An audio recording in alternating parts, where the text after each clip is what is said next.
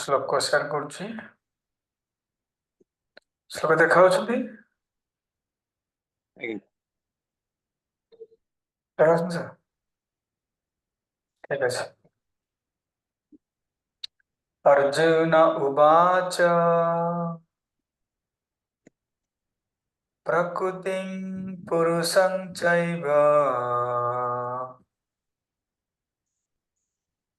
प्रकृतिं पुरुषं चैव क्षेत्रं क्षेत्रज्ञमेव च क्षेत्रं क्षेत्रज्ञमेव च एतद् वेदितुम् इच्छामि एतत् वेदितुमिच्छामि ज्ञानं ज्ञेयं च केशव। ज्ञानं ज्ञेयं च केशव। अर्जुन उवाच अर्जुन उवाच समस्त कहीं पढ़ुनाथ कहीं श्लोक समस्त पढ़ंतु। प्रकृतिं पुरुषं चैव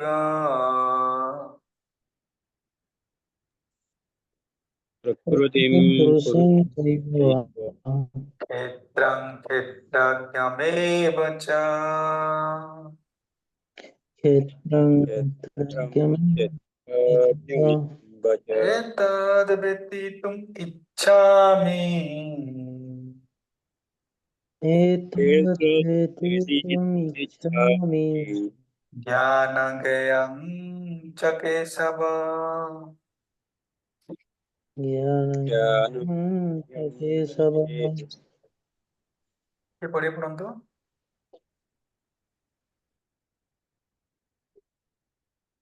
नंबर 1 अर्जुन उवाच प्रकृतिं पुरुषं चैव क्षेत्रं क्षेत्रज्ञमेव च एतत् वेदितुमिच्छामि ज्ञानं ज्ञेयं च केशव। आगे पढ़िए। श्लोक के पढ़ियो।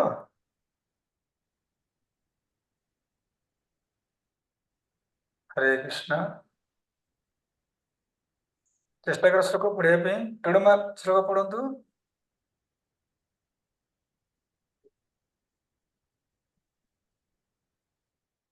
प्रकृतिं पुरुषंश्चैव क्षेत्रं क्षेत्रज्ञमेव च क्षेत्रं क्षेत्रज्ञमेव च एतत् वेदितुम् इच्छामि ज्ञानं ज्ञेयं च केशव।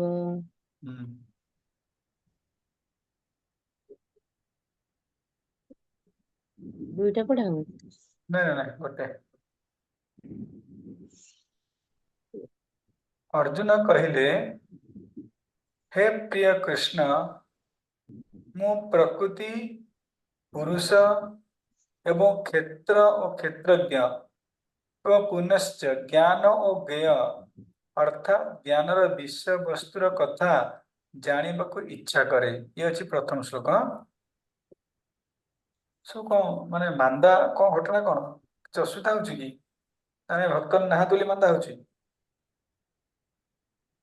बाबर प्रभु नहीं ठीक तो अच्छी असुविधा होची लागुची माने क्लास टा पूरा पूरा अलर्ट लागुची। किसी पुराना भक्त आसुनांत से ଟିକେ ଭଲ ଲାଗୁଛି ଆଉ पुणा भक्त न आसुले कामे क्लास और लगे हम आगु जाए पड़े प्रभु। ଆଜ୍ଞା ନିଶ୍ଚିତ।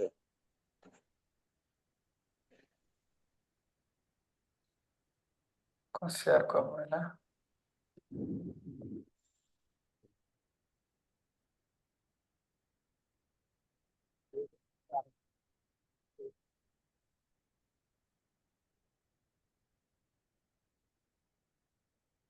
देखाओ ना। नहीं ଦେଖାଉନି हाँ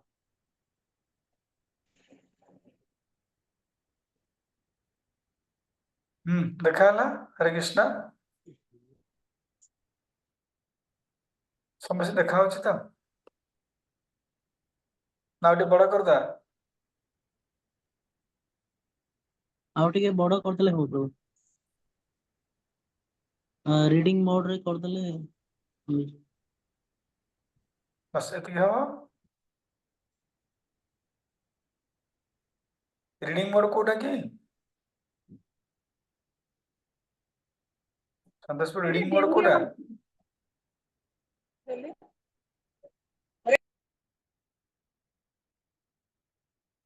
ହଁ 13 ଅଧ୍ୟାୟ ଦେଖା ହଉଛି ସମସ୍ତେ ତ ଆରମ୍ଭ କଲି ନା ଆଉ ଟିକେ ବଡ କରିବି କୁହନ୍ତୁ? ହରେ କୃଷ୍ଣ ଆଉ ବଡ କରିବି କି? ହଁ କି ନାଇଁ କିଛି କହୁନାହାନ୍ତି କି? ପ୍ରଭୁଜି ସେ ଯୋଉ ମଝି ଅପସନ ଟା ଗୋଟେ ଅଛି ତଳେ ତଳେ ମଝି ଅପସନ ଟାରେ ଯୋଉ ମାରିଦେଲେ ଫୁଲ ସ୍କ୍ରିନ୍ ଆସିବ ଏଇଟା ଫୁଲ ସ୍କ୍ରିନ୍ ରିଡିଂ। ଏଇଟା ତ କହିଲେ ହଁ ଏଇଟାକୁ ଟିକେ ଲାର୍ଜ କରିଦେଲେ ହେଇଯିବ ବୋଧେ। ଲାର୍ଜ କରିଦେଲେ ଟିକେ ଦେଖାଯିବ। ଏତେ ବଡ କେମିତି କରିବା?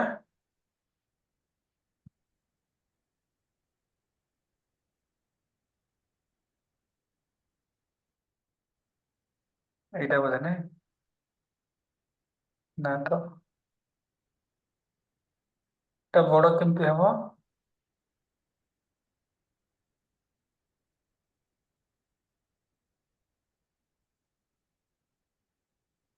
ବଡ ତ ହଉନି ଆଉ। ନା ହେଇପାରିବ ସେଟାକୁ ମାନେ 110 ରେ ଅଛି ସେଟା ବୋଧେ 140 କି 150 ଆଡକୁ କଲେ ହବ ବୋଧେ। ଲାର୍ଜ କଲେ ବୋଧେ ଦେଖାଯିବ।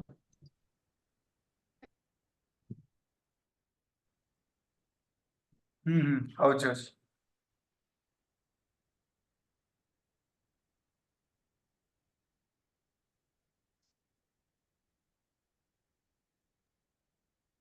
ଭାରି ଅସୁବିଧା କରୁଛି।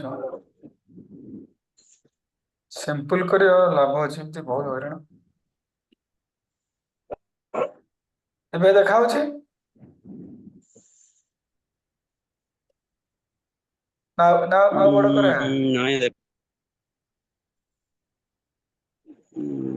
ଆଉ ଟିକେ ବଡ କଲେ ହୁଅନ୍ତା। ଆଉ ଟିକେ ବଡ କରିଥିଲେ ହେଇଥାନ୍ତା।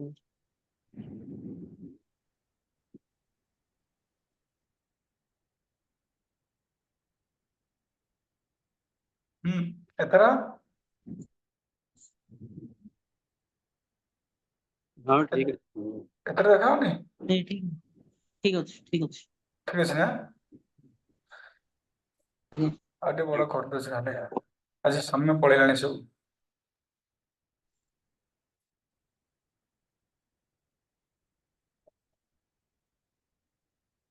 ଏଥର ଠିକ ଅଛି। ଏଥର ଦେଖା ହଉନି ଆଉ ବଡ କରିବାକୁ ପଡିବ? ନା ଠିକ ଅଛି ଠିକ ପ୍ରଭୁ। ଅଛି। ଏଇଟା ଗୋଟେ ଭଲ ଅପସନ ତ ମିଳିଲା ମତେ ସନ୍ତୋଷ ପ୍ରଭୁ। ମତେ ବଢିଆ ଅପସନ ମିଳିଲା। ଆଜ୍ଞା। ଠିକ ଠିକ ଠିକ ଏଇଟା ଭଲ ବଢିଆ ହବ। ଚାଲନ୍ତୁ ଆମେ ଯିବା 13:2 ସରି 13:1 ବା 2 କଣ କହିଲାଣି।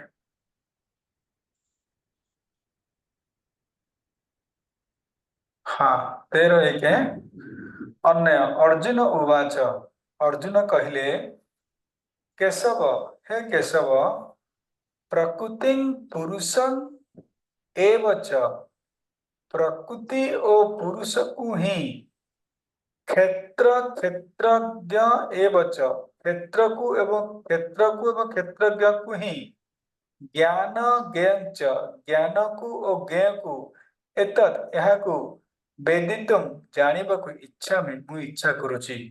ଏଟା ଭଗବାନ ଅର୍ଜୁନ କହୁଛନ୍ତି ହେ କେଶବ ଏ ପ୍ରକୃତି କଣ? ପ୍ରକୃତି ଓ ପୁରୁଷ କ୍ଷେତ୍ରକୁ କ୍ଷେତ୍ରଜ୍ଞକୁ ଜ୍ଞାନକୁ ଓ ଜ୍ଞେୟକୁ ଏହାକୁ ମୁଁ ଜାଣିବାକୁ ଇଚ୍ଛା କରୁଛି। ଏ ଅନ୍ୟଟା ହଉଛି କଣ ଶ୍ଲୋକର ସାରାଂଶ ଆପଣ ବୁଝିପାରିବେ। ଆଜି ଆଉ ଗୋଟେ ଆମେ ଟୀକା ନେଇଛେ ଭାବୁଛି ଆପଣଙ୍କୁ ନିଶ୍ଚିତ ରୂପେ ଏହା ଆପଣଙ୍କୁ ବୁଝିବା ପାଇଁ ଆହୁରି କ୍ଲିୟର ହବ। श्रीमद् भगवत गीता रे 18 अध्याय रही। आमे जो भगवत गीता अध्ययन करुचे ए भगवत केते केते श्लोक अछंती रेणुमा 700 श्लोक। ए 700 श्लोक को 18ଟି ଅଧ୍ୟାୟ ए 700 श्लोक को 3ଟି भागरे विभक्त करा जायछि। प्रथम कहला द प्रथम षटक, द्वितीय षटक और तृतीय षटक।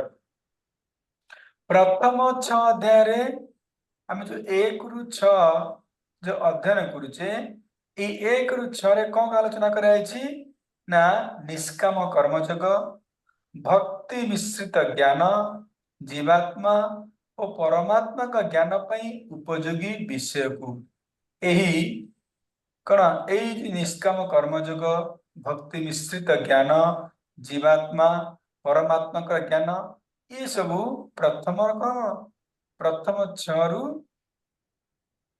प्रथम 1 रु 6 अध्याय अर्थात प्रथम षटक रे वर्णना करा जायछि। विषय को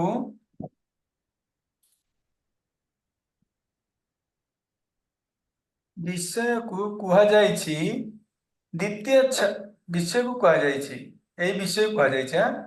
द्वितीय 6 अध्याय रे केवल भक्तिर महिमा, परा और अपरा भक्तिर विवेचन, भगवान कर स्वरूपर महिमा, विभिन्न प्रकार उपासना मध्यरु भक्तिर वैशिष्ट्य, सर्वश्रेष्ठता आदि विषय रे वर्णना होइछे। अर्थात जब 1 रु 6 हमें निष्काम कर्मयोग, ज्ञान मिश्रित भक्ति ये सब हमें वर्णना करा जायछि। एवं जो द्वितीय षटक बा जो हमें 7 रु 12 ये केवल भक्ति माने कौन? केवल भक्ति माने ओनली डिवोशन, केवल भक्ति के वर्णना करा जायछि। भक्तिर कौन, भक्ति कौन, भक्तिर महिमा कौन आम पढ़तले पराशक्ति भगवान कर, अपराशक्ति हाँ भगवान कर स्वरूपर महिमा एटा खोली देबा। हरे कृष्ण। सुबुची तो समझते के सुबुची क्लियर नाइट लगे क्लियर होची पूरा एडे क्लियर होची। हरे कृष्ण। लगेले क्लियर सुबह जाउछ प्रभु। ठीक है चल लगबा। आज्ञा। ये सब कहे ना द्वितीय अध्याय रे केवल भक्ति अर्थात ओनली डिवोशन भक्ति के भगवान वर्णना करछंती 7 रु 12 अध्याय रे बाकू को कहते द्वितीय षटक कहा जाए। एवं शेष 6 अध्याय जोटा में पढ़ुचे केते ना 13 रु 18 ए अध्याय रे आकु तृतीय षटक कहा जाए और शेष अध्याय कहा जाए। एतरे कौन वर्णना कराइछि ना प्रकृति, पुरुष, क्षेत्र, क्षेत्रज्ञ विवेचना करी प्रथमे संक्षेप रे वर्णित तत्व ज्ञान को विस्तार करा जायछि। ये सब क्षेत्र, क्षेत्रज्ञ, तत्व ज्ञान को ए जो लास्ट अध्याय रे वर्णना करा जायछि। एतद व्यतीत अष्टादश अध्याय रे गीतार गृहत्तम उपदेश को कहा जायछि। अर्थात संपूर्ण रूपे भगवान शेष अध्याय रे जो क्षेत्र विषय वर्णना करिवे एवं 18 अध्याय कौन कहे ना गीतार सारांश कह गृहत्तम उपदेश को दिखाई केते अध्याय रे 18 अध्याय रे। एही अध्यायर प्रथम श्लोक रे अर्थात आज श्लोक में आलोचना करुचे अर्जुन प्रकृति, पुरुष, क्षेत्र, क्षेत्रज्ञ, ज्ञान और ज्ञेय आदि तंत्र को जाने भाई प्रश्न करुछंती। ये जो श्लोक रे अर्जुन 6टी जिनिस जानिया पई भगवान को प्रश्न करुछंती। कौन कौन से 6टी जिनिस कौन कहला? प्रकृति। प्रथमे अर्जुन प्रश्न कले प्रभु प्रकृति कौन, द्वितीय प्रश्न पुरुष कौन, तृतीय प्रश्न क्षेत्र कौन, चतुर्थ क्षेत्रज्ञ ज्ञान कौन एवं ज्ञेय आदि तंत्र को जानिबा पई प्रश्न करूछंती बुझेला तेणु अर्जुन ए चारिटी प्रश्न सॉरी छटी प्रश्न ए अध्याय रे ककुसना पचारुछंती समस्त बुझिले ए हला कोन हमर विश्वनाथ चक्रवर्ती ठाकुर ए व्याख्या करछंती चलो तमे बलदेव विश्वनाथ कोन बलदेव विद्याभूषण कोन कहउछंती आ जीवा ए हिंदी रे आसीबो दया समय ध्यान प्रश्रवण करिवे जीव भगवान और पदार्थ की सटीक प्रकृति जिसकी चर्चा पिछले 6 अध्याय में की गई थी अर्थात जो पक्ष 6 अध्याय रे हमें कौन आलोचना करथिले भगवान एवं प्रकृति हमें चर्चा करथिले को अंतिम 6 अध्याय में और अधिक स्पष्ट किया गया है अर्थात जो प्रथम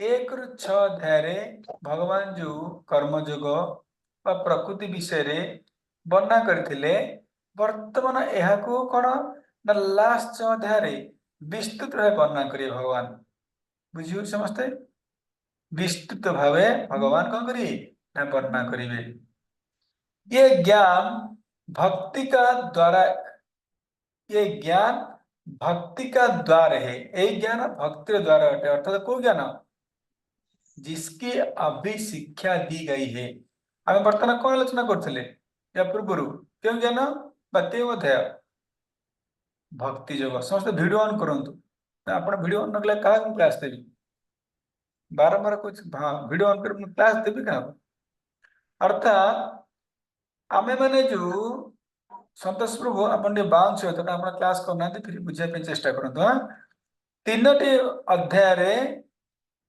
ये भगवत गीता को बंटा जाइछि प्रथम अध्याय हला 1 रु 6 द्वितीय अध्याय हला 7 रु 12 एवं तृतीय अध्याय हला 13 रु 18 एटा क्लियर हले ए 3टी अध्याय रे संपूर्ण विभेद कराइछि प्रथम अध्याय रे जो भगवान जहा वर्णना करछंती ताहा को विस्तृत रूपे भगवान शेष अध्याय रे जो 13 रु 18 अध्याय भगवान विस्तृत वर्णना करिवे समस्त क्लियर किंतु भगवान कहउछंती ये जो भक्ति ये भक्ति के द्वार अटे अर्थात कौन वर्तमान भगवान जो शिक्षा दे वर्तमान आमे को शिक्षा पाउथिले को अध्याय पढुथिले आमे जो वर्तमान के अध्याय सरले जो 7 रु 12 जो भक्ति योग आमे जो अध्याय सरले वर्तमान हम तो 7 रु 12 सारी 13 आलोचना करछे ना को बुझियो ना कोन बुझला तो बुझियो हाँ आमे जो वर्तमान 7 रु कौन जो सॉरी 7 रु जो 12 ते आलोचना कले जो भक्ति योग बा जो अपन द्वितीय षटक अध्याय कहि परिबे ये अध्याय होची भक्तिर द्वार काहे कि केवल भक्ति वर्णना कराइछि ये होची कोन भक्तिर द्वार जहा को हमें एबे संगे संगे आलोचना करछे एबे संगे से माने जो 7 रु 12 के आलोचना करिछे 13 अध्याय में भगवान तेनो 13 अध्याय भगवान कौन कौन आलोचना करिवे एटा हमें सारांश आलोचना करिछे 13 अध्याय भगवान कौन करिवे शरीर जीव तो भगवान का विषय में विस्तृत ज्ञान बोलेंगे अर्थात ये जो 13 अध्याय रे भगवान कौन करिवे ना शरीर और जीव एवं भगवान का विषय रे विस्तृत माने भले के वर्णना करिवे बुझियो छी प्रथम 6 अध्याय में जीवात्मा का ज्ञान बताया गया है हमें जो प्रथम 6 अध्याय आलोचना के लिए 1 रु 6 जीवात्मा विषय वर्णना कराई जीवात्मा ज्ञान विषय हाँ कि नहीं हमें आत्मा हमें शरीर नुह नहीं कह शरीर केते प्रकार जीवात्मा विषय सब आलोचना कराई जो निष्काम कर्म योग से प्राप्त होता है तथा जो परमात्मा के ज्ञान के लिए उपयोगी है देखो हमें जो प्रथम षटक बा जो प्रथम अध्याय 1 रु जो आलोचना कले एटर निष्काम कर्म जोग कथा वर्णना कराई। निष्काम कर्म जोग बुझी परछन तो हमर कोन आमे कर्म करिबार अधिकार अछि किंतु फलर अधिकार नाही। कोन कर्मणे व्याधिकरेस्तु मा फलेषु कदाचन अर्थात ए निष्काम कर्म जोग द्वारा जणे आत्मज्ञान को प्राप्त करि थाए।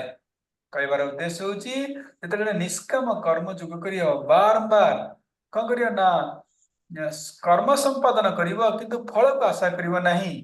ये निष्काम कर्म जोग द्वारा जणे आत्मज्ञान को प्राप्त करि थाए एवं आत्मज्ञान को प्राप्त करि सरिबा परे आमे षष्ठ अध्याय बा अष्टांग जोग रे आलोचना करिचे कौन ना परमात्मा ज्ञान के लिए उपयोगी है। ये जो आत्मज्ञान हमें प्राप्त कले निष्काम कर्म जोग द्वारा यही आत्मयोग द्वारा जने कौन करिवो ये आत्मयोग जने परमात्मा को अनुभव करिवो। जो परमात्मा जीवर हृदय रे अवस्थित अवस्थान करती सेही परमात्मा ज्ञान को प्राप्त करिया पे हेले ये आत्मज्ञान आवश्यकता रही बा परमात्मा ज्ञान पाई ए आत्मज्ञान एकांत आवश्यक। आत्मज्ञान बिना जने परमात्मा के ज्ञान को प्राप्त करि परिबो नाही। अर्थात यदि मु एना कहबी मु शरीर ताले मु भगवान को प्राप्त करि परिबी भगवान भजन करिबी करि परिबी करि परिबी ना। जेतले मु आत्मा ज्ञान को प्राप्त करिबी अर्थात मु निजे आत्मा एवं मु कोन ना ममैवांश जीव लोके अर्थात ये समस्त आत्मा कार अंश भगवान कर अंश परमात्मा कर अंश ताहले जने परमात्मा रो भक्ति करिवो। जेते जने जानिबो जे मु आत्मा एवं मु भगवान कर अंश तेणु तापर जने परमात्मा में कौन करिवो परमात्मा रो भक्ति करिवो परमात्मा कर साधना करिवो। तेणु कहा जाउची ए परमात्मा ज्ञान पई परमात्मा ज्ञान कौन उपलब्ध करिया पई ए आत्मज्ञान एकांत आवश्यक। पॉइंट बुझी पाइले ना बुझी पाइले ना बुझीबा परमात्मा ज्ञान पई ए आत्मज्ञान एकांत आवश्यक बा उपयोगी अटे। अर्थात आमे यदि निज को आत्मा स्तर न रहिबा निज को हमें आत्मा भाबिबा नहीं ताहले परमात्मा को हमें अनुभव करि परिबा नहीं परमात्मा ज्ञान को हमें प्राप्त करि परिबा नहीं। दूसरे 6 अध्याय में परमात्मा की उपासना दूसरे 6 अध्याय माने कौन दूसरे 6 अध्याय में परमात्मा की उपासना जिसे भक्ति कहते हैं। भक्ति के कहते हैं कि साथ साथ भगवान की शक्ति का वर्णना भी बताया गया। अर्थात द्वितीय 6 अध्याय माने जो द्वितीय शतक को डाला 7 12 7 ରୁ 12 बास ये जो 7 ରୁ 12 द्वितीय 6 अध्याय कौन वर्णना कराई परमात्मा को उपासना भगवान किपरि प्राप्त करिवा भगवान को उपासना जहाँ को हमें केवल भक्ति करछे ओनली डिवोशन भक्ति विषय भगवान वर्णना करछंती एवं साथ साथ भगवान की शक्तियां भगवान कर शक्ति हम आलोचना करथिले भगवान कर ऐश्वर्य सब मु जलर स्वाद हंगे नहीं मु सूर्यर तेज ये सब भगवान कर शक्ति बा भगवान कर ऐश्वर्य को मध्य भगवान वर्णना करछे कोतरे 7 ରୁ 12 ये टिपत नहीं तो रेकॉर्डिंग हो छड़ा आपण काहे व्यस्त हो देखिबे शुणु क्या सुनते छड़ा हो आपण हाथ व्यस्त करी तो सब अच्छी छड़ा हो आपण ता पे टेंशन नियंतनी पर ध्यान देके श्रवण करंतु। हां इसके अतिरिक्त जब वो उपासना शुद्ध उपासना बा केवल भक्ति होती है जिते बड़े जने ये 7 ରୁ 12 केवल भक्ति ने उपासना करियो केवल भक्ति जेकी प्रथम अध्याय रे आमे कौन आलोचना करथिले भक्ति मिश्रित योग सेठी भक्ति मिश्रित योग कथा कह जाउनी भक्ति मिश्रित योग प्रथम रु 6 अध्याय भीतर हम आलोचना करथिले का प्रथम षटक रे द्वितीय षटक रे कौन आलोचना कले केवल भक्ति ओनली भक्ति कौन ना ए ओनली भक्ति द्वारा अर्थात की मिश्रित नुह ना योग द्वारा मिश्रित ना कर्म द्वारा मिश्रित ना अष्टांग योग द्वारा मिश्रित कौन से जोग द्वारा ये भक्ति मिश्रित नुहे एवं यही केवल भक्ति द्वारा कही थे जने भगवान को बस में कर लेती है। ये केवल भक्ति द्वारा ही जने भगवान को संतुष्ट करि परिबो, भगवान को कौन करि परिबो प्राप्त करि परिबो। बुझिएला भगवान को प्राप्त प्राप्त नुह कले कहे भगवान को बस में माने कौन भगवान को नियंत्रण करि परिबो। भगवान को नियंत्रण करि परिबो ना कौन जेपरि मां जशोदा प्रेम रे भगवान को नियंत्रण करुथिले, नंद बाबा भगवान को प्रेम रे नियंत्रण करुथिले। तेणु ये केवल भक्ति द्वारा जने भगवान को वशीकरण करि परिबो।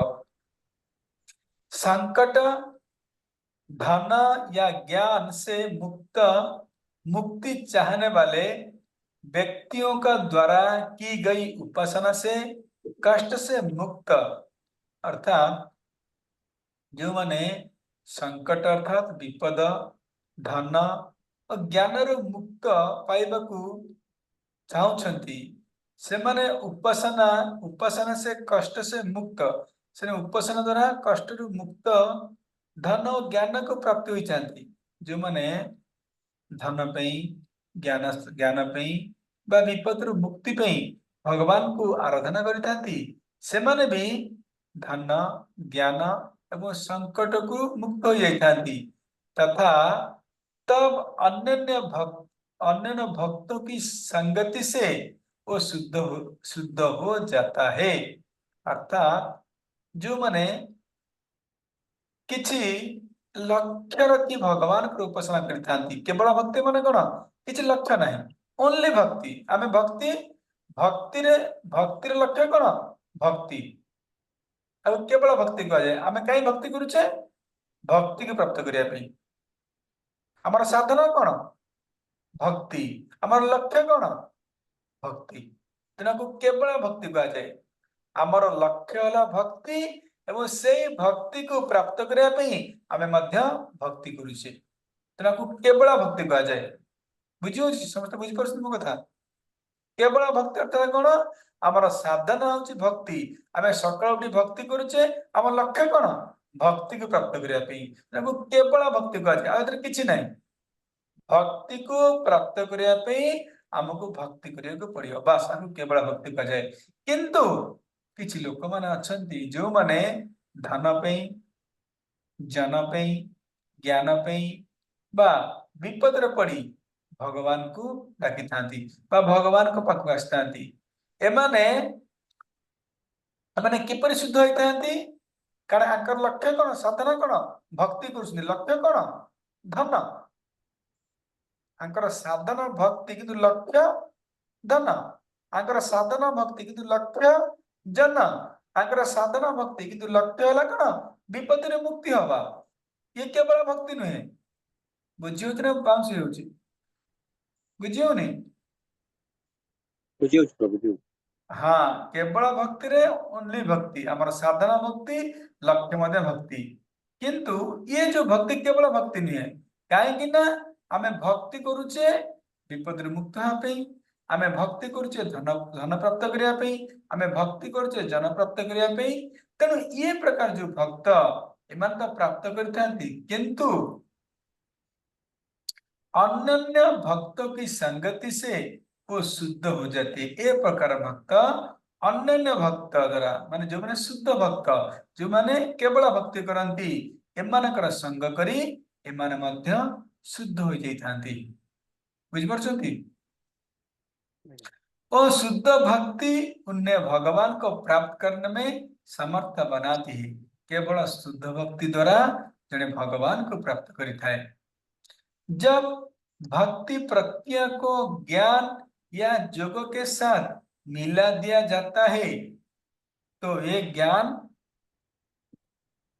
के भव्य रूप को बोध कराती है और मुक्ति प्रदान करती है एटा बुझे में चेष्टा करंतु जेते बेले जब भक्ति प्रक्रिया को ज्ञान और योग के साथ मिला दिया जाता है भक्ति जो मैंने केवल भक्ति करना थी ये भक्ति प्रक्रिया को जोग सहित ज्ञान सहित मिश्रण करा से कौन हम ज्ञान मिश्रित भक्ति बुझिपार तो एवं ए भक्ति को जोग सहित मिशाई दिया कौन सी जोग मिश्रित भक्ति तेणु ये जो जोग मिश्रित भक्ति बा ज्ञान मिश्रित भक्ति केवल भक्ति नहीं बुझिपार ना आउ थे कहबी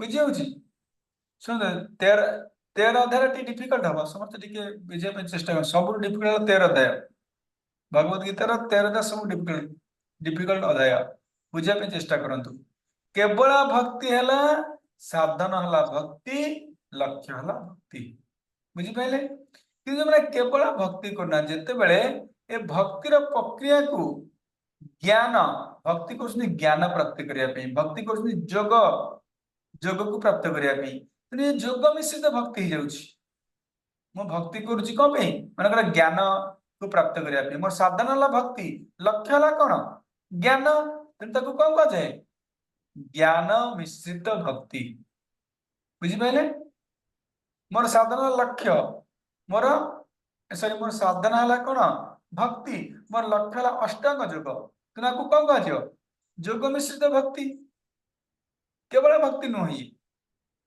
तेणु ये जो ज्ञान मिश्रित भक्ति बा जोग मिश्रित भक्ति आपको कहा जाए तो एक कौन कर जो ज्ञान मिश्रित भक्ति जोग मिश्रित भक्ति भव्य रूप का बोध कराती है भव्य माने भगवान कर ऐश्वर्य रूप को प्राप्त करें केवल भक्ति में कौन प्राप्त कर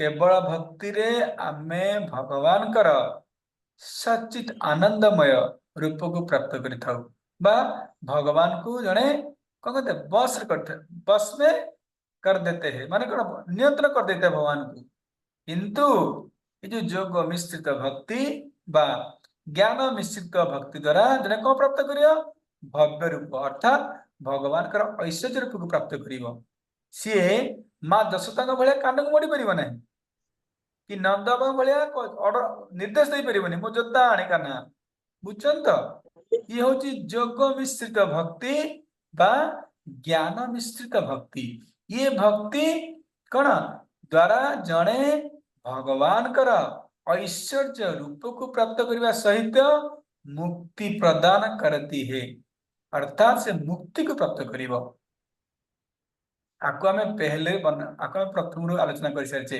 बुझिपारे आउ थे कहीदे ध्यान दे श्रवण करूँ दी प्रकार भक्ति गोटे केवल भक्ति आउटा मिश्रित भक्ति केवल भक्तिर साधना होची भक्ति लक्ष्य मध्य भक्ति आमर साधन भक्ति अर्थात भक्ति करुचे कौन पे लक्ष्य मध्य भक्ति तेनाकू केवल भक्ति कह जाए बुझीगला एवं केवल भक्ति रे जड़े भगवान को नियंत्रण करिथाए अर्थात भगवान तार प्रेम रे बंध पड़ जाती माँ जशोदा नंद बाबा गोपी माने जिते भक्त मान अच्छी केवल भक्ति द्वारा भगवान को प्रेम रे बांधि पारि थांती केवल भक्ति ये गोटे first part Saila second part जो माने जोग मिश्रित भक्ति करती बा ज्ञान मिश्रित भक्ति करती एमाने कौन करती ना जदियो साधना होची भक्ति लक्ष्य कौन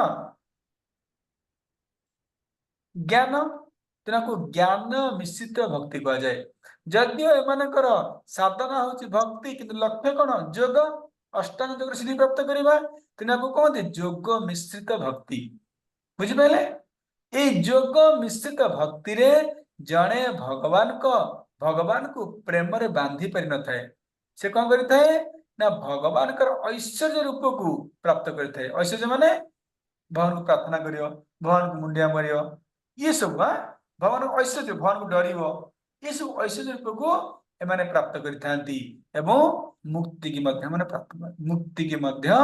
माने प्राप्त करिथांती किंतु जो माने केवल भक्ति करछंती से माने मुक्ति इच्छा कर न थांती भगवान का प्रेम प्रति इच्छा थाए तांकर ना का ये मुक्ति को से गोड़ रे ठेल दे थांती सैला फर्स्ट पार्ट क्लियर जीवा को ना कार फर्स्ट पार्ट डाउट रहला आज्ञा माता जी बुझिले फर्स्ट पार्ट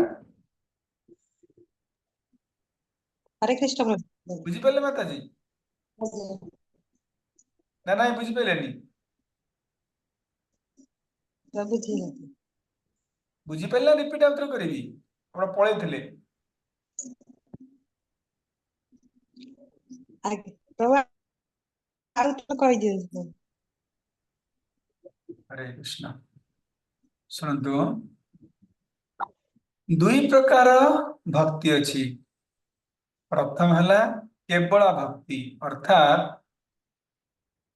केवल भक्ति माने केवल भक्ति ये केवल भक्तिर साधना होची भक्ति एवं लक्ष्य मध्य भक्ति अर्थात आमर साधना आमे ये भक्त जो साधना करे खाली खाली भक्ति साधना करे सकाल उठ जप करवा गीता पढ़ा भागवत पढ़ा केवल भक्ति ही से करे तार लक्ष्य हूँ भक्ति अर्थात कौन भगवान कर भक्ति प्राप्त करवा तार साधना भक्ति लक्ष्य मध्य भक्ति तेणु आपको केवल भक्ति कह जाए बुझिपारे केवल भक्ति का कह बुझिपारे समस्ते ଆଜ୍ଞା एठारे साधना हूँ कौन भक्ति एवं लक्ष्य मध्य भक्ति एवं केवल भक्ति रे जने भगवान को प्रेम रे बांधी परिथाए बा ता प्रेम रे भगवान बंधा ही जाइथांती ये ला केवल भक्ति लक्षण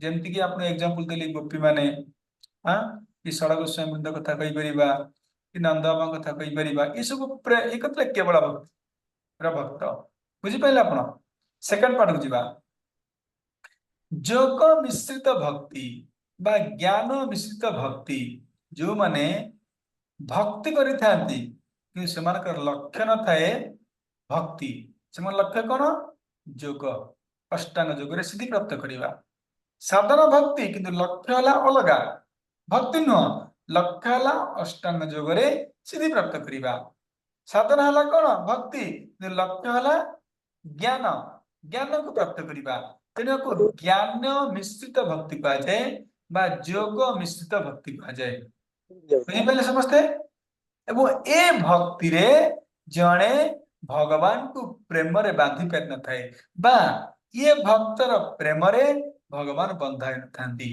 से कहते ना भगवान कर ऐश्वर्य रूप को प्राप्त करि थाए बुझिपारे भगवान कर ऐश्वर्य रूप को प्राप्त करि थाए ओ मुक्ति के मध्य प्राप्त करि थाए बुझिले ताले आमे जो आलोचना करिचे प्रथम 1 रु 6 अध्याय ये होची को भक्ति बड़ माने कोंतु बुद्धि लगेगी केवल भक्ति अटेगी यदि प्रश्न उठे केवल भक्ति अटेगी 1 रु 6 नहीं प्रभु मिश्रित ना भक्ति एटा मिश्रित भक्ति जोग मिश्रित भक्ति बा ज्ञान मिश्रित भक्ति नामे जो आलोचना कले 7 रु 12 ये को भक्ति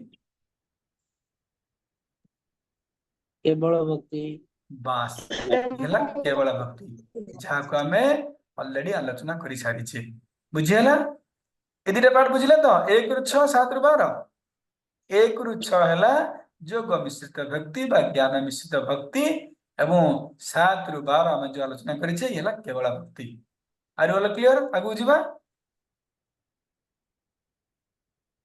आगु जे तो बुझिबले समझते अब अंतिम 6 अध्याय में प्रकृति और पुरुष के संयोग से उत्पन्न जगत भगवान का रूप है तथा कर्म भक्ति और ज्ञान किंतु वर्तमान भगवान आलोचना करे वर्तमान कौन ये जो 13 रु 18 1 रु 6 कौन भगवान आलोचना कले मिश्रित भक्ति 7 रु 12 केवल भक्ति वर्तमान को आलोचना करेंगे अंतिम प्रकृति और पुरुषर संयोग रु जो उत्पन्न जगत विषय आलोचना करेंगे प्रकृति कौन पुरुष कौन इस आलोचना करेंगे एवं भगवान का रूप आलोचना करेंगे कर्म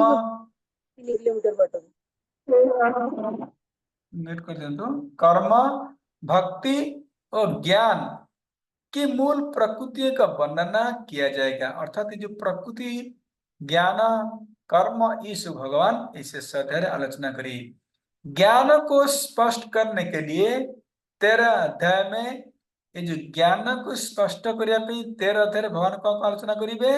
शरीर, जीव, परमेश्वर की वास्तविक प्रकृति का वर्णना किया जाएगा। बुझिएगा? 13 अध्याय कौन आलोचना करे भगवान?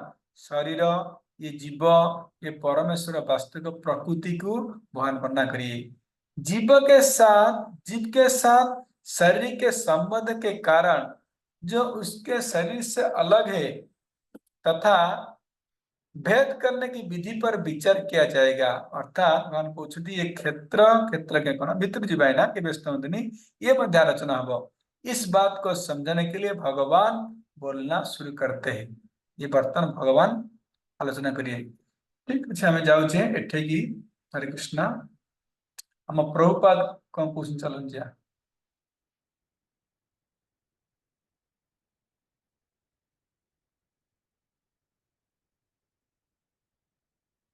ଏଇଟା ତ ସେମିତି ହେଇପାରେ ସନ୍ତୋଷ ପ୍ରଭୁ।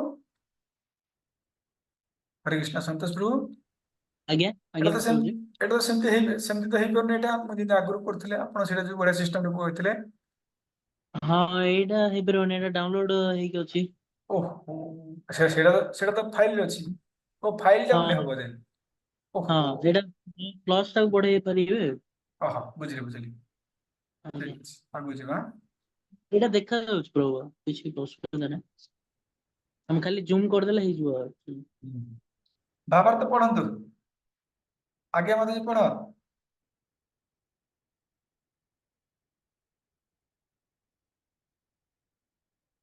ହରେ କୃଷ୍ଣ ମତେ ଅଛନ୍ତି ଆପଣ ପଢିବେ? हरे कृष्ण प्रभु आगे।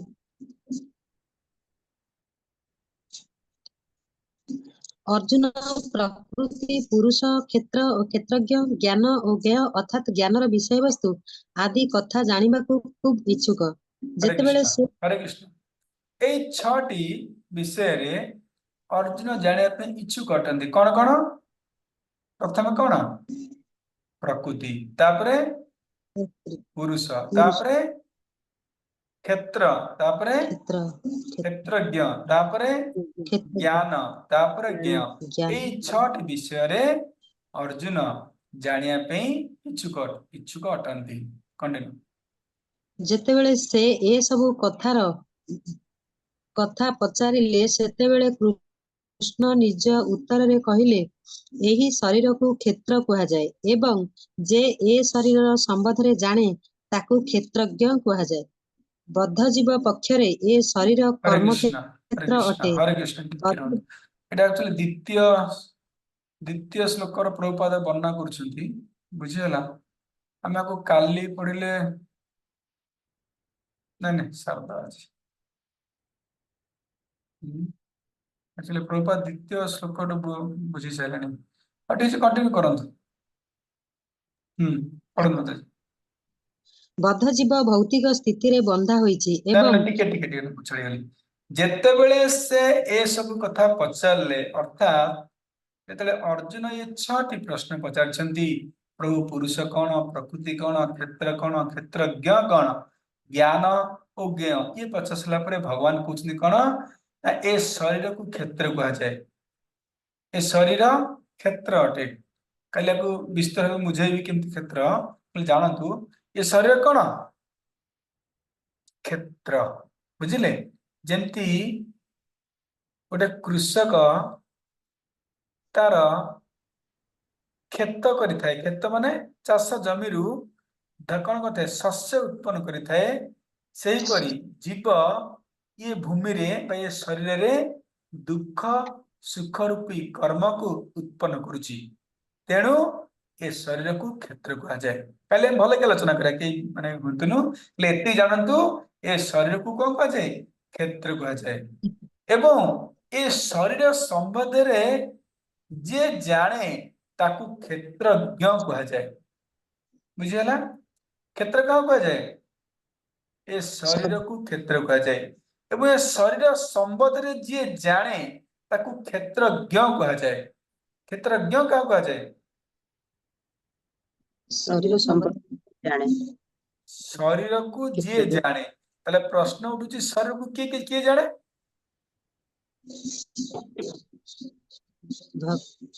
हाँ ଶରୀର शरीर किए जाने भगवान ही जानती। ଦି ଜଣ ଜାଣନ୍ତି। ଦେଖନ୍ତୁ ଶରୀର ଦି ଜଣ ଜାଣନ୍ତି। ପ୍ରଥମେ ଆତ୍ମା ଜାଣେ। ଆମ ଶରୀରରେ ଯୋଉ ଆତ୍ମା ଅଛି ସେ ଜାଣୁଛୁ କି ନାଇଁ? ତେଣୁ ଆତ୍ମାକୁ କ୍ଷେତ୍ରଜ୍ଞ କୁହାଯାଏ। ବୁଝିବା ପାଇଁ ଚେଷ୍ଟା କରନ୍ତୁ। ଏ ଶରୀର ସମ୍ବନ୍ଧରେ ଆତ୍ମା ଜାଣେ, ତେଣୁ ଆତ୍ମାକୁ କ୍ଷେତ୍ରଜ୍ଞ କୁହାଯାଏ। ଆଉ ଜଣେ ଜାଣନ୍ତି, ସିଏ ହେଲେ କିଏ? ଭଗବାନ। ବୁଝିଲେ? ଭଗବାନ ମଧ୍ୟ ଆମ ଶରୀରକୁ ଜାଣନ୍ତି, ତେଣୁ ତାଙ୍କୁ ମଧ୍ୟ କ୍ଷେତ୍ରଜ୍ଞ କୁହାଯାଏ। କିନ୍ତୁ ଆତ୍ମା କ୍ଷେତ୍ରଜ୍ଞ ଏବଂ ଭଗବାନ କ୍ଷେତ୍ରଜ୍ଞ ଭିତରେ ପାର୍ଥକ୍ୟ ଅଛି। କଣ ନା, ମୁଁ ମୋ ଶରୀର ବିଷୟରେ ଜାଣିପାରିବି। ମୁଁ ଏଇନା କଣ ସନ୍ତୋଷ ପ୍ରଭୁ ଶରୀର ବିଷୟରେ ଜାଣିପାରିବି? ଆପଣ ଶରୀର ବିଷୟରେ ଜାଣିପାରିବି କଣ? ଆପଣ ଶରୀର ହଉଛି ଭଲ କି ମନ୍ଦ କି ଥଣ୍ଡା କି ଜ୍ୱର, ମୁଁ ଅନୁଭବ କରିପାରିବି ନାହିଁ। ମୁଁ ମୋ ଶରୀର କଥା ଜାଣିପାରିବି। ବୁଝିପାରିଲେ ନା? ସନ୍ତୋଷ ପ୍ରଭୁ ମୋ ଶରୀର କଥା ଜାଣିପାରିବି। ମତେ ଝାଡା ହଉଛି କି ବାନ୍ତି ହଉଛି କି ମୋ ମୁଣ୍ଡ ବିନ୍ଧୁଛି, ସନ୍ତୋଷ ପ୍ରଭୁ ଜାଣିପାରିବେ ନାହିଁ। ବୁଝିପାରିଲେ ତ? ତ କହିବାର ଅଛି, ଆମେ ଯୋଉ କ୍ଷେତ୍ରଜ୍ଞ ବା ଆତ୍ମା ଯୋଉ କ୍ଷେତ୍ରଜ୍ଞ ଅଟେ, ସେ କେବଳ ତା ନିଜ ଶରୀର କଥା ଜାଣିପାରିଥାଏ। ବୁଝିଲେ? କିନ୍ତୁ ଭଗବାନ ସନ୍ତୋଷ ପ୍ରଭୁଙ୍କର ଶରୀର କଣ ହଉଛି ଜାଣିପାରନ୍ତି। ମୋ ଶରୀର କଣ ହଉଛି ଭଗବାନ ଜାଣିପାରନ୍ତି। ବାବର ପ୍ରଭୁ ଶରୀର କଣ ଜାଣିପାରନ୍ତି। ପିକୁନ ପ୍ରଭୁ ଶରୀର କଣ ହଉଛି ଜାଣିପାରନ୍ତି। ତେଣୁ ଭଗବାନ କଣ ସମସ୍ତଙ୍କ ଶରୀରରେ କଣ ହଉଛି ଭଗବାନ ଜଣେ ଜାଣିପାରନ୍ତି। ତେଣୁ ଭଗବାନ ମଧ୍ୟ କ୍ଷେତ୍ରଜ୍ଞ ଅଟନ୍ତି। କିନ୍ତୁ ଆମେ ହେଲେ ଛୋଟ କ୍ଷେତ୍ରଜ୍ଞ। ଖାଲି ଆମେ କେବଳ ଆମ ଶରୀର କଥା ଜାଣିପାରୁଛେ। ବଦ୍ଧ ଜୀବ ପକ୍ଷରେ ଏ ଶରୀର କର୍ମ କ୍ଷେତ୍ର ଅଟେ। ବୁଝିହେଲା? ବଦ୍ଧ ଜୀବ କଣ କରିବ? ଏ ଶରୀରଟା ତାର କର୍ମ କ୍ଷେତ୍ର ହିସାବରେ ୟୁଜ କରିବ। ଆକ୍ଚୁଆଲି ଦ୍ୱିତୀୟ ଶ୍ଲୋକରୁ ପଳେଇ ଆସିଛି ତ ଆପଣ ମାନେ କନଫ୍ୟୁଜ ହଉଛନ୍ତି, ପଢନ୍ତୁ ମତେ। ବଦ୍ଧ ଜୀବ ଭୌତିକ ସ୍ଥିତିରେ ବନ୍ଧା ହୋଇଛି ଏବଂ ସେ ଭୂତ ପ୍ରକୃତିର ପ୍ରଭୁ ହୋଇ ତାକୁ ଉପଭୋଗ କରିବାକୁ ଚେଷ୍ଟା କରୁଛି।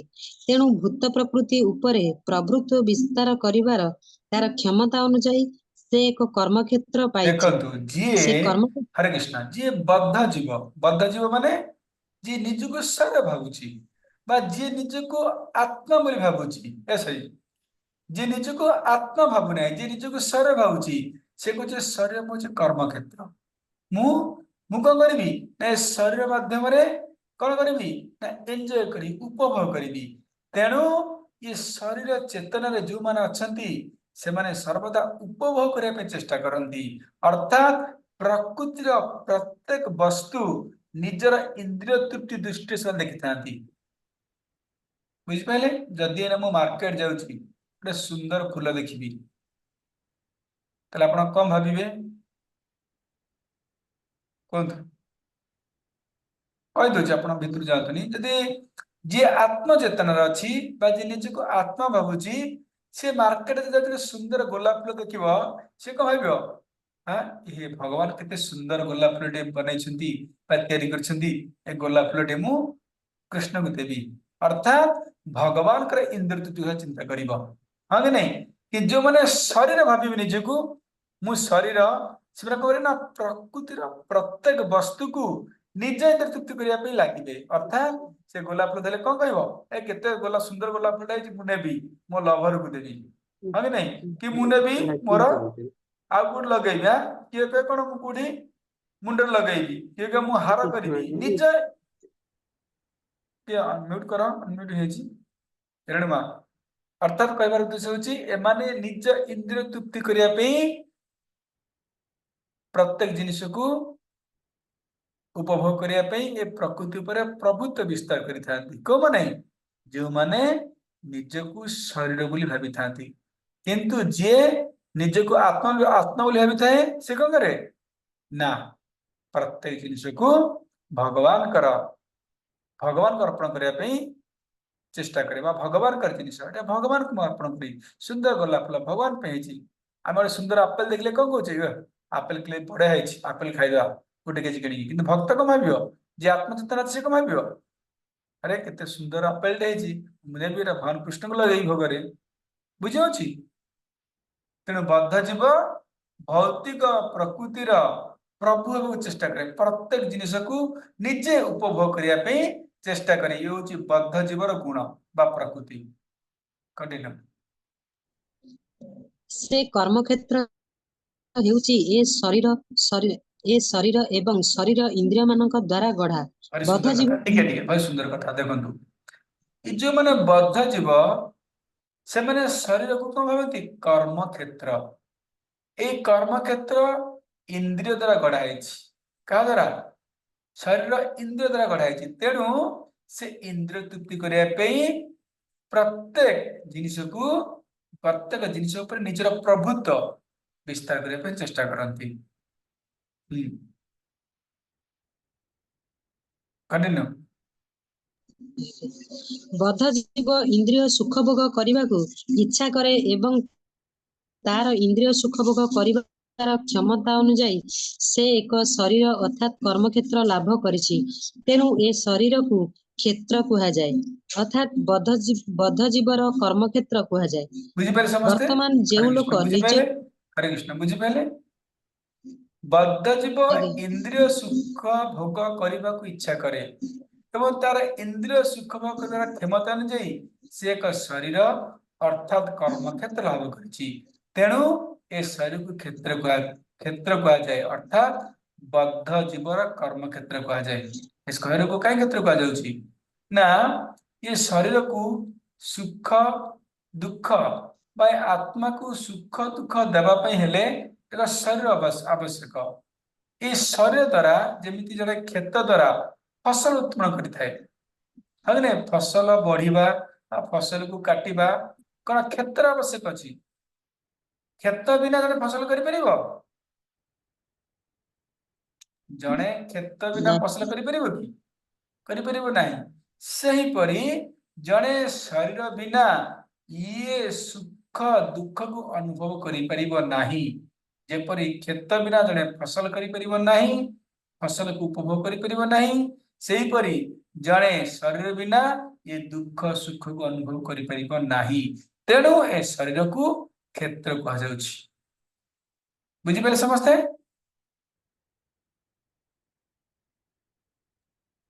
हरे कृष्ण कंटिन्यू ହରେ ବର୍ତ୍ତମାନ ଯେଉଁ ଲୋକ ନିଜକୁ ଶରୀର ବୋଲି ଭାବେ ତାକୁ କ୍ଷେତ୍ରଜ୍ଞ କୁହାଯାଏ କ୍ଷେତ୍ର ଓ କ୍ଷେତ୍ରଜ୍ଞ ଅର୍ଥାତ୍ ଶରୀର ଓ ଶରୀର ସମ୍ବନ୍ଧରେ ଜାଣିବା ବାଲା ଏଥି ମଧ୍ୟରେ ଥିବା ପାର୍ଥକ୍ୟକୁ ବୁଝିବା ବିଶେଷ କଷ୍ଟ ନୁହେଁ ଯେ କୌଣସି ଲୋକ ଏ କଥା ବିଚାର କରିପାରେ ଯେ ଶୈଶବାବସ୍ଥାରୁ ବୃଦ୍ଧାବସ୍ଥା ପର୍ଯ୍ୟନ୍ତ ତାର ଶରୀର କିପରି ବିଭିନ୍ନ ପ୍ରକାର ଅବସ୍ଥା ପ୍ରାପ୍ତ ହୋଇଛି ଏବଂ ତଥାପି ଗୋଟିଏ ପୁରୁଷ ବରାବର ରହୁଛି क्लियर तो ଏହିପରି क्लियर କ୍ଷେତ୍ର ଓ କ୍ଷେତ୍ରଜ୍ଞ हरे कृष्ण एटा क्लियर तो ଆଜ୍ଞା, शरीर अभिवृद्धि होछि किंतु आत्मा ठीक से अछि कंटिन्यू ଆଜ୍ଞା ଏହିପରି କ୍ଷେତ୍ର ଓ କ୍ଷେତ୍ରଜ୍ଞ ଅର୍ଥାତ୍ ବାସ୍ତବ କର୍ମକ୍ଷେତ୍ର ଏବଂ ସେ କର୍ମକ୍ଷେତ୍ର କଥା ଜାଣିବା ବାଲା ମଧ୍ୟ ପାର୍ଥକ୍ୟ ଅଛି ଏକ ବଦ୍ଧ ଜୀବ ଏହିପରି ବୁଝିପାରିବ ଯେ ସେ ଏ ଶରୀର ଠାରୁ ଭିନ୍ନ ଏହା ପ୍ରାରମ୍ଭରେ ବର୍ଣ୍ଣନା କରାଯାଇଅଛି ଦେହ यस्मिन् जथा जेहे यौवनं कौवरं जरा कंटिन्यू ଅର୍ଥାତ୍ ଜୀବାତ୍ମା सुबुनि ଅର୍ଥାତ୍ ଜୀବାତ୍ମା ଶରୀର ମଧ୍ୟରେ ଅଛି ଏବଂ ଶରୀର ଶୈଶବାବସ୍ଥାରୁ ବାଲ୍ୟାବସ୍ଥାରୁ ଯୌବନାବସ୍ଥାରୁ ବୃଦ୍ଧାବସ୍ଥା ପ୍ରାପ୍ତ ହୋଇଛି ଏବଂ ଏ ଶରୀରଧାରୀ ପୁରୁଷ ଅର୍ଥାତ୍ ଯେଉଁ ବ୍ୟକ୍ତି ଏ ଶରୀରର ଅଧିକାରୀ ଜାଣେ ଯେ ଶରୀର ବଦଳୁଛି ଶରୀରର ମାଲିକ ପ୍ରକୃତରେ କ୍ଷେତ୍ରଜ୍ଞ ଅଟେ ବେଳେ ବେଳେ ଆମେ ବୁଝିପାରନ୍ତି ଯେ हरे ମୁଁ कृष्ण मोर नेटवर्क प्रोब्लेम अछि कि कोनो कथा सुबुनि कि ଶୁଭୁଛି ताले बता अपन नेटवर्क प्रोब्लेम अछि तने कहर उद्देश्य होछि ए शरीर शैशव अवस्थारू बाल्यावस्था बाल्यावस्थारू यौवन अवस्था एवं यौवन अवस्थारू वृद्ध अवस्था प्राप्त होउछि एवं ये शरीरधारी पुरुष किए से ये शरीर किए धारण करछि आत्मा हरे कृष्ण बुझियो नि ए शरीर किए धारण करछि आत्मा धारण करछि तेणु ये शरीरधारी पुरुष अर्थात जो व्यक्ति ये शरीर अधिकारी जी जाने जे शरीर बदलुछि अर्थात मोर काली मु छोट पिला थिली मोर शैशव शरीर थिला वर्तमान मु बाल्यावस्था थिला तोर शैशव अवस्था गली तोर यौवन अवस्था गली वृद्धावस्था गली जे जानी पारुची जे ये शरीर बदलुची बा मो शरीर बदलुची प्रति मुहूर्त बदलुची काली शरीर आज कालीर शरीर आज शरीर काली शरीर आज मो पाखे नाही जे जानी पारुची जे अनुभव करूची सीए ही प्रकृत रे ए शरीर मालिक बा सीए ही प्रकृत रे ए शरीर अधिकारी ताकू क्षेत्रज्ञ कहा जाए बुझिपारे समस्त वीडियो ऑफ बुझिपारे क्षेत्र कौन क्षेत्र कौन क्षेत्र क्या कहा जाए सन्तोष बुझा चेष्टा करनु आप नुआ बहुत कष्ट हो क्षेत्र क्या कहा जाए अन्नपूर्णा माँ अच्छा अन्नपूर्णा माता जी कहतु क्षेत्र क्या कहा जाए नष्ट पर बुलुंट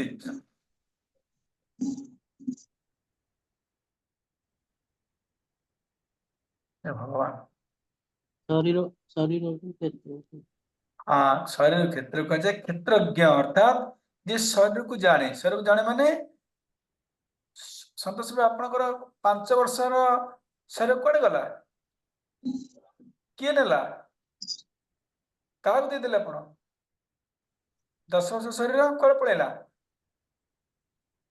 किंतु बद्ध आत्मा जानी पारे नाही हाँ कि नहीं से जानी पारुची किंतु जे बद्ध आत्मा नुह जे अनुभव कर पारुची जे मु शरीर नुह मु हो आत्मा बा ये शरीर अधिकार ए शरीर अधिकार होची कार आत्मा ए शरीर अधिकार आत्मा जे जानी पारे जे मो शरीर परिवर्तन होची एवं लास्ट पे क्षीण हबो तेणु से शरीर मालिक अटे से आत्मा अटे आपण जानी पारुछंती माने आपण आत्मा जानी पारुछि जे ए शरीर मु भिन्न अटे तेणु शरीर परिवर्तनशील अटे तेणु जे जानी पारे जे मो शरीर परिवर्तन होची एवं मु शरीर नुहे सी हूँ शरीर अधिकारी ताकू कौन कह जाए क्षेत्रज्ञ कह जाए बुझे कंटिन्यू ମୁଁ ସୁଖୀ ମୁଁ ପାଗଳ ମୁଁ ଜଣେ ସ୍ତ୍ରୀ ଲୋକ ମୁଁ ଗୋଟିଏ କୁକୁର ମୁଁ ଗୋଟିଏ ବିରାଡ଼ି ଏଇମାନେ ହେଲେ ଜାଣିବା ବାଲା କ୍ଷେତ୍ରଜ୍ଞ ଅର୍ଥାତ୍ ଶରୀର ସମ୍ବନ୍ଧରେ ଜାଣିବା ବାଲା କ୍ଷେତ୍ର ଠାରୁ ଭିନ୍ନ ଯଦିଓ ଆମ୍ଭେମାନେ ଅନେକ ପଦାର୍ଥ ଆମର ପୋଷାକ ପତ୍ର ଆଦି ବ୍ୟବହାର କରୁ ତଥାପି ଆମେ ଜାଣୁ ଯେ ଆମେ ବ୍ୟବହୃତ ପଦାର୍ଥ ଠାରୁ ଭିନ୍ନ ଠିକ୍ ସେହିପରି ଆମେ ଟିକିଏ ଚିନ୍ତା କଲେ ଜାଣିପାରିବା आम्भेମାନେ ए शरीर ठारू भिन्न बुझीगला एटे प्रभुपाद कोन पूछुथि भगवत एटा प्रभुपाद कोन बुझ पाइले जणे कहबो मु जेपरी मु पोशाक न मोर पोशाक मु पोशाक ठारू भिन्न अटे बा आमे जो व्यवहृत जिंस करूचे कौन आमे टीवी मु टीवी कहबे कि संतोष आपण कहबे कि मु टीवी ना मोर टीवी कहबे मोर टीवी कहबे माने आपण टीवी ठारू आपण अलग आटंती आपण फ्रिज मु फ्रिज कहबे कि आलोचना करछे आमे भक्ति मुखरे तेने कह उद्देश्य होची जेते जने जानि परिबो जे मु होची ये सब जिंस ठारू अलगा ये जो मु जो जिंस व्यवहार करूची ये सब जिंस ठारू मु जेपरि अलगा आटे सेही परी आमे टिके चिंता कले जानि परिया जे आमे शरीर ठारू होची भिन्न अब जे जानि पारुची मु शरीर ठारू भिन्न सी होची क्षेत्रज्ञ बुझिपारे एटा आमे आलोचना करछे शारदा नले तो हम आलोचना कर छे पढ़ंतु माता एटा एक्चुअली द्वितीय नंबर श्लोक आमे ताको आलोचना काली करिया थिला आज करतले ठीक अछि पढ़ंतु एटा प्रथम श्लोक अनुवाद भगवत गीता रे प्रथम 6 अध्याय रे एही क्षेत्रज्ञ अर्थात जीवात्मा कथा कुहा जायछि एवं केउ प्रकार कोन कुहा जायछि प्रथम 6 अध्याय माने को अध्याय एक रुचे कौन का वर्णन कराई प्रकृति पुरुष क्षेत्रज्ञ अर्थात आत्मा विषय वर्णन कराई हाँ कंटिन्यू अर्थात जीवात्मा कथा कुहा जायछि एवं केउ प्रकार स्थिति रे व्यक्ति परम पुरुष भगवान को बुझी पारिबो से कथा मध्य कुहा जायछि गीतार मध्यवर्ती 6 अध्याय रे परम पुरुष भगवान को कथा एवं आत्मा और परमात्मा को मध्य रे भक्ति योग मार्ग रे की प्रकार संबंध अछि क्लियर आम ତାହା आलोचना ବର୍ଣ୍ଣନା करिछे 7 ରୁ 12 ଆଜ୍ଞା, ठीक ଆଜ୍ଞା। कंटिन्यू ଏହି ଅଧ୍ୟାୟ ମାନଙ୍କରେ ପରମ ପୁରୁଷ ଭଗବାନଙ୍କର ସର୍ବୋଚ୍ଚ ସ୍ଥିତି ଏବଂ ଜୀବାତ୍ମାର ଅଧସ୍ତନ ସ୍ଥିତି କଥା ନିର୍ଦ୍ଦିଷ୍ଟ ଭାବରେ ବର୍ଣ୍ଣନା କରାଯାଇଛି। ସମସ୍ତ ପରିସ୍ଥିତିରେ ଜୀବଗଣ ଭଗବାନଙ୍କର ଅଧସ୍ତନ ବା ଅଧୀନ ଅଟନ୍ତି, କିନ୍ତୁ ସେମାନେ ଏହା ଭୁଲି ଯାଇଥିବାରୁ ସେମାନେ ଦୁଃଖ ଭୋଗୁଛନ୍ତି। ଯେତେବେଳେ ସେମାନେ ପୁଣ୍ୟକର୍ମ ବଳରେ ଦିବ୍ୟାଲୋକ ପ୍ରାପ୍ତ ହୁଅନ୍ତି, ସେତେବେଳେ ସେମାନେ ବିଭିନ୍ନ ଭାବରେ ବା ବିଭିନ୍ନ ରୂପରେ ଭଗବାନଙ୍କ ନିକଟରେ ପହଞ୍ଚନ୍ତି। ସେମାନେ କିପରି ଏକ ଦୁଃଖୀ ରୂପରେ, ଏକ ଅର୍ଥ ପିପାସୁ ରୂପରେ ଅର୍ଥାତ୍ ଏକ ଧନହୀନ ବ୍ୟକ୍ତି ରୂପରେ, ଏକ ଜିଜ୍ଞାସୁ ରୂପରେ ଏବଂ ଏକ ଜ୍ଞାନ ପିପାସୁ ରୂପରେ ଭଗବାନଙ୍କ ନିକଟରେ ପହଞ୍ଚନ୍ତି, बुझे ଏ ना କଥା ମଧ୍ୟ एटा ବର୍ଣ୍ଣନା बुझे ना କରାଯାଇଛି। एटा बुझे ना एटा बुझे चेष्टा हम आलोचना करें जेतेबेले पुण्य कर्म बଳରେ दिव्य लोक प्राप्त हुअन्ति सेतेबेले सेमाने विभिन्न भावरे विभिन्न रूपरे भगवान का निकटरे पहुंचते अर्थात भगवान कर ऐश्वर्य रूप को प्राप्त करते हैं कहीं एक केवल भक्ति नहीं हम आलोचना करें भगवान ऐश्वर्य रूप माने प्रेम भक्ति को प्राप्त करना चाहती से माने किपरि एक दुखी रूपरे एक अर्थ पिपासु रूपरे बुझिले जड़े दुखी पाखे भगवान भजन कर भगवान पाखु जाऊँगी अर्थ में भगवान पाखु जाऊँगी जिज्ञास रूप से भगवान पाखु जाऊँगी निकटे पहुंचते एक वर्णना करा जायछि अर्थात हम आलोचना कर सारी कंटिन्यू